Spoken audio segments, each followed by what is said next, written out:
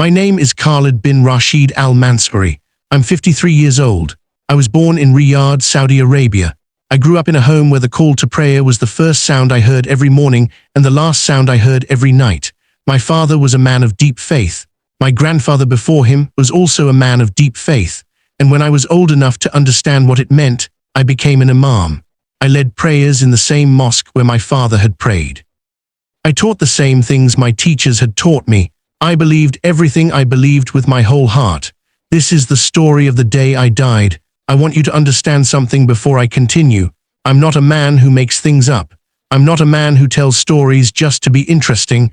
I have never done that in my life. What I'm about to tell you is what happened to me. It is the truth. And if it was not true, I would not be standing here today telling it to you, because the thing that happened to me changed everything. It changed who I am. It changed what I believe. It cost me many things that were dear to me. No man pays a price that high for a lie he made up himself. So please just listen. It was a Friday morning in the month of Ramadan. That year, the fast was falling in the summer, so the days were very long and very hot. The heat in Riyadh in summer is not like the heat in other places. It is a heavy heat. It presses down on you like a hand. Even inside the mosque, even with the fans running, you could feel it. I had been fasting since before sunrise. I had not eaten. I had not drunk water. I had been up since before the Fajr prayer, reading and preparing my sermon for the Friday prayer that was coming. I was tired. I had not slept well the night before. My stomach was empty and my throat was dry and my head felt heavy. But this was Ramadan, and in Ramadan you do not complain about these things. You offer them, you carry them. That was what I had always been taught. I was sitting in the front of the mosque near the mihrab, the small arch space in the wall that shows the direction of Mecca. I was going over my notes. The mosque was quiet at that hour, just me and the soft sound of the ceiling fans. Sunlight was coming in through the high windows and making long yellow lines across the carpet. I remember thinking that it was a beautiful morning. I remember thinking that even in the heat, there was something peaceful about that moment. I remember the smell of the mosque, old wood and incense, and the faint smell of shoes from the entrance hall. I had smelled that smell my whole life. It was smell of home to me. And then my chest tightened. It was sudden. It was not a slow thing. One moment I was sitting there thinking about my sermon, and the next moment there was a pain in my chest like someone had grabbed my heart with a fist and squeezed. I tried to breathe and I could not get air. I tried to stand up and my legs did not listen to me. I fell forward. My notes scattered on the carpet in front of me. I remember seeing them fall. I remember thinking I need to pick those up. And then everything went dark. I did not know I had died. They told me later what happened. The muezzin, the man who does the call to prayer, a young man named Tariq, came into the mosque about 20 minutes after I fell. He found me on the floor. He thought at first I had fainted from the heat and the fast. He called my name. I did not respond. He touched my face. He felt that I was not breathing. He called for help. Other men came running. They called the emergency number. While they were waiting for help to arrive, one of the older men in the mosque, Brother Haytham, checked my pulse. He could find nothing. He checked again. He put his ear against my chest. He heard nothing. They led me to the side room off the main hall, the small room we used for washing the bodies of the dead before burial. This is a thing that is done in Islam. Before a person is buried, the body is washed. It is a sacred act. They laid me on the washing table. They began to prepare me. The news went through the neighborhood fast, the way that kind of news always does. The Imam had died. Sheikh Khalid had died, right there in the mosque on a Friday during Ramadan. People came. They gathered outside the mosque and in the courtyard. Some of them wept. Many of them were people I had known for decades, people I had led in prayer, people whose children I had blessed, people whose family members I had buried myself. My family was called. My wife Hessa came with my 2 sons. When Hessa arrived and they told her what had happened, she did not speak for a long moment. My sons held her. She kept asking to see me. They brought her to the doorway of the washing room and she looked at me lying there and she made a sound that I cannot describe to you. I heard that sound later when people told me about it. I still cannot describe it to you. It was the sound of a woman whose world had just broken open. Plans were made quickly. In Islam, burial happens as soon as possible after death, usually within 24 hours, sometimes faster. There was talk about which cemetery. There was talk about the time of the burial prayer. Men volunteered to help carry the body. The Imam, me, should be buried with full honor. And then something happened that no one has been able to explain. Brother Haytham was standing closest to me in the washing room. He was one of 3 men who were there to do the washing. They had just begun the preparations. Haytham said that he was reaching forward to begin when he stopped. He could not explain later why he stopped. He said it was like something told him to wait. He stood there for a moment with his hand raised, not moving. He said the air in the room felt different. He said it is hard to put into words. He said it was like when you walk into a room and you can tell something happened there even though no one told you. He said the small room felt very full, like there were more people in it than there were. He looked at my face. He said my face had changed. He said that when they had first brought me in, my face was the face of a dead man. He had seen dead men before. He knew what that looked like. The skin goes a certain color. The muscles let go. There is an emptiness in the face that is different from sleep. He knew what he was seeing when they laid me down. But when he looked now, he said my face looked different. He could not explain how. He said it was almost like I was thinking, like something was happening behind my face even though my eyes were closed and I was not moving. He called the other two men over. They all stood looking at me. None of them spoke. And then I breathed. It was one breath, a deep one. The kind you take when you have been underwater for too long and you finally reach the surface. Haytham stepped back. One of the other men said God is great in a voice that was not steady. I breathed again, and then my hands moved. Haytham ran out of the room. He ran into the courtyard where all the people were gathered and he said, "Come, come now." He could not find other words. He just said, "Come, come now. I will tell you what happened to me while all of that was happening outside. I was not in the mosque. I know how that sounds. I know it sounds like the beginning of a dream, but it was not a dream. I have had dreams my entire life. I know what dreams feel like. Dreams are blurry and they shift and they don't fully make sense while they are happening, and even when they feel very real, some part of you knows they are not. This was not that. I was standing somewhere. I don't know how to describe it the right way. It was not a place I had ever been. It was not a place that looked like any place I know, but I was standing in it and I was fully there. My feet were on something that felt solid. The air around me was very still. There was light, but I could not see where the light was coming from. It was just bright in a way that was not harsh, not like looking at the sun, more like being inside the light instead of looking at it from the outside. I was not afraid. This is a thing that still surprises me when I think about it. I had just had my heart seized by pain. I had fallen in a mosque. By every measure, something terrible had happened to me, and yet standing in that place, I was not afraid. I was calm. I was more calm than I had ever felt in my life. All the worry I usually carry, all the responsibility, the sermons, the people, the questions people ask you when you are an imam, questions you sometimes do not have answers to, all of that was gone.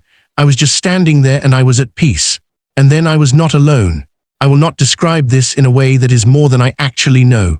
I will tell you exactly what I experienced and nothing more than that.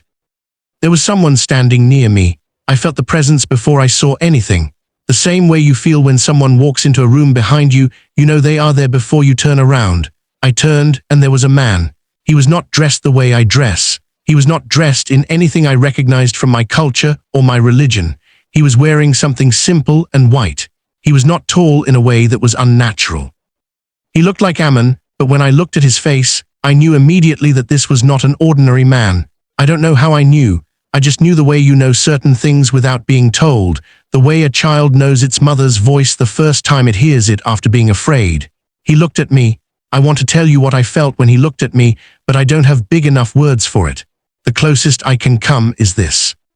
You know how you sometimes do something wrong, and you carry it around inside you and it is heavy, and you don't even realize how heavy it is until the moment someone forgives you, and in that moment, the weight lifts and you feel lighter than you knew you could feel. It was like that, but much, much more than that. It was like every wrong thing I had ever done, every hard thing I had ever carried, every moment I had been unkind or proud or dishonest, even the small ones, even the ones I had forgotten, it was all there and he saw all of it and he was not angry at me. He was not disappointed in me. He looked at me with something so much stronger than patience. It was love, real love, the kind that does not depend on you being good enough. I fell to my knees. I did not decide to do this. My body did it on its own. He spoke to me. I will not tell you I understood every word perfectly, as if I were watching a translation. I will tell you that I understood him the way you understand someone who speaks a language you learned as a child, but have not spoken in years. The meaning came through even when I could not catch every sound. He said my name, and then he told me that it was not yet time. He told me there was something I needed to go back and tell. He told me that the people who were gathered had gathered for a reason, and that what was about to happen to me was for them as much as it was for me. I wanted to stay. This is the honest truth, and I'm not ashamed to say it. Everything in me wanted to stay in that place. I did not want to go back to the heat and the hunger and the wait for a thing. But he said go back. And there was something in the way he said it that made me want to do what he asked. Not because I was afraid. Because I trusted him completely. I had met this man 30 seconds ago, and I trusted him more than I had ever trusted anyone in my life. He reached out and put his hand on my chest, right where the pain had been. I felt warmth go through me like water.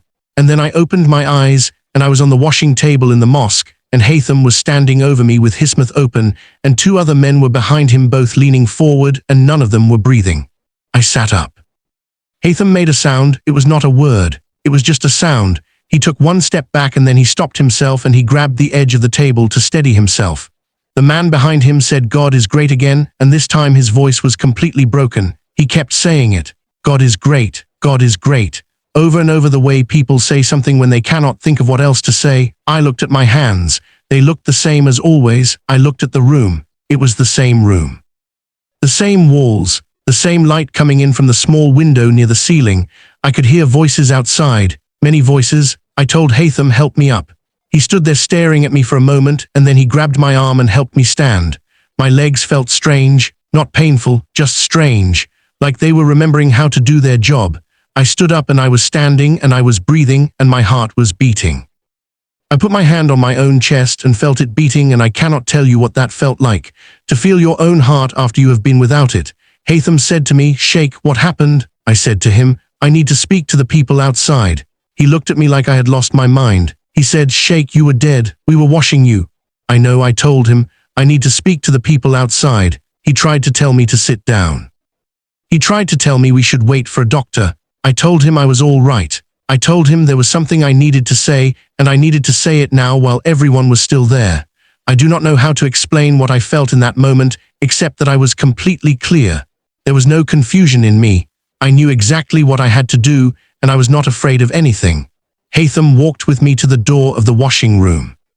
He opened it slowly, the way you open a door when you are not sure what is on the other side. The courtyard was full. There were maybe 300 people out there, maybe more. They were standing in groups, speaking quietly, and then the ones nearest the door saw me walk out, and for a second, they did not understand what they were seeing.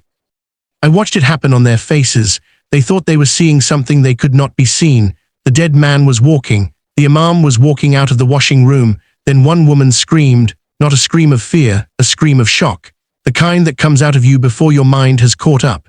And then another person made a sound, and then the whole courtyard became noise. I saw my wife. Hessa was standing near the far wall with my sons on either side of her. When she saw me, she put both hands over her face, and she bent forward at the waist like someone had pushed her. My son Faris caught her. She was not fainting. She was weeping. She was weeping so hard her whole body was shaking. Faris held her up, and his face was also wet. I raised my hand and I asked for quiet. It took a long time for them to be quiet. People do not become quiet fast when they are standing in a courtyard looking at a man who was dead an hour ago. But they did become quiet slowly, one by one, until the only sound was some people still crying and the distant sound of the city. I spoke to them standing there in the doorway of the washing room. I did not prepare any of it. I'm an imam. I have given hundreds of sermons. I know what it is to stand before people and find words, but I have never spoken the way I spoke that morning. The words came the way water comes out of a tap when you turn it on. They were just there. I told them I had been somewhere. I told them I did not die and come back having seen nothing. I told them I had seen something and I had been sent back specifically to tell them. I told them I had met someone. And then I said the name I had never thought I would say in that way, with that meaning, in that place. I told them the name of who I had met. I told them I had met Isa, Jesus. The courtyard did not make a sound for a moment that felt very long. 300 people in no sound, and then the sound came, not the sound of outrage, not the sound of anger, though I will tell you honestly that I had expected that, and I had been ready for it. It was the sound of weeping. That is what I heard. From different places in the courtyard, people began to cry, not the way you cry from sadness, the way you cry when something has broken open inside you. I did not stop. I kept speaking. I told them what had happened to me in that place I had been taken to. I told them about the light. I told them about the peace. I told them about the man who looked like a man but was clearly more than a man. I told them what he had said to me. I told them how I had felt when he looked at me. I told them about the warmth in my chest when he touched me. Some people were shaking their heads, not in disbelief. They were shaking their heads the way you shake your head when something is overwhelming you and you need to keep yourself from being completely taken over by it. Some people had their hands pressed over thermos. Some people had gone down onto their knees right there in the courtyard, on the hard ground in the heat, and they were weeping and praying at the same time. I said to them, I have spent my whole life teaching you how to seek God. I have never stopped believing that God is real. I have never stopped believing that God hears us. But I'm standing here today to tell you that the one I met today, the one who sent me back to you, was not a prophet among prophets. He was not one name among many. When he looked at me, when he spoke to me, when he touched me, I knew that this was not a man who once spoke for God and then was gone. This is the living one. He is alive. He sent me back, and I am here. Old man in the front of the crowd, a man named Abu Nasser who I had known for 30 years, a man who had prayed beside me more times than I could count. This man got down on both knees in the courtyard and put his forehead on the ground and said, Lord Jesus, I believe you, I believe you. He kept saying it. Lord Jesus, I believe you. One by one it happened, not in an organized way, not in the way that things happen when someone plans them, in the way that things happen when they are real. One person and then another, and then a group, and then more. People who had come to mourn were kneeling on the ground, calling out the name of Jesus, not shouting it the way you shout at a rally, saying it the way you say the name of someone who just saved your life, with everything they had. My wife Hessa fought through the crowd to me. When she reached me, she grabbed my face in both her hands, and she looked at me for a long time without saying anything. She was still crying. Her whole face was wet. She looked at me the way you look at something you were sure was gone forever and now it is back in your hands and you cannot quite make yourself believe it. Then she put her head against my chest and she stayed there. I put my arms around her. She was shaking. She said, I heard you. I heard everything you said. She said, I believe you. Those 3 words. I believe you. She did not say it the way you say it when you are agreeing with someone out of politeness. She said it the way you say it when you have just been broken all the way open and rebuilt into something different. I believe you, I said to her. I know you do. Then she asked me something that I was not ready for. She asked me, what do we do now? Thought about it. I thought about our house and our life in the mosque, and the people I had led, and the community we were part of, and everything that was going to change, and all the difficulty that was ahead of us. I said to her, we tell the truth. We keep telling the truth. She nodded. She did not say it would be easy. She knew it would not be easy. I knew it would not be easy, but she nodded. That day in the courtyard, I cannot give you an exact number of how many people made a decision for Jesus. What I can tell you is that it was many. Some of them were people I had known a long time. Some were people I had never met, people who had heard the news of a dead Imam and had come out of curiosity or sorrow and had found something they were not looking for. Some were young men who had stood in the back of the crowd with their arms crossed and had ended up on their knees crying without knowing how they got there. There was a young man, I only learned his name later. His name was Walid. He was 19 years old. He had come to the mosque that morning not because he was particularly religious, but because the mosque was in his neighborhood and there was a crowd and he was curious. He stood in the back. He was watching me speak the way you watch something on a screen, as a spectator, as someone who is observing but not participating. And then at some point he started crying. He told me this later himself. He said he had no idea why he was crying. He said it was like something opened up in his chest and the crying came out of him. He said he dropped to his knees in the dirt and he said, Jesus, if you are real, show yourself to me. He said he felt something then. He said it was warmth moving through him the same way I had described warmth moving through me. He said he knew then. He said, you just know, you just know. Walid came to see me weeks later. He was a different person, not different in a dramatic, visible way, not different in a way that would be obvious to someone who didn't know him, but his eyes were different. There was something settled in his face that had not been there before. He told me that what happened to him in that courtyard was the most real thing that had ever happened to him in his life. He said everything before that felt, looking back, like being half asleep. He said he had not known he was asleep until he woke up. I have heard many people say things like this since that day. People who were there in the courtyard and people who heard about what happened and came to find me later. People from different ages and different places and different kinds of faith and different kinds of doubt. And the thing they all say is some version of the same thing, that it was real, that it was more real than anything else, that it was like waking up. I want to tell you one more thing before I finish. In the weeks after that day, I lost my position. This will not surprise you. An Imam who stands up in a courtyard full of Muslims and declares that he met Jesus and Jesus is alive and Jesus is the living one. This Imam does not keep his position. I lost the mosque. I lost many friends. Some people who had been close to me their whole lives stopped speaking to me. There was a period of time that was very hard for my family. I will not pretend otherwise, but I want to tell you something about that hard time. I want to tell you that in all of it, in all the loss and the difficulty and the days when I did not know what was coming next, I never once felt alone. Not for one day, not for 1 hour.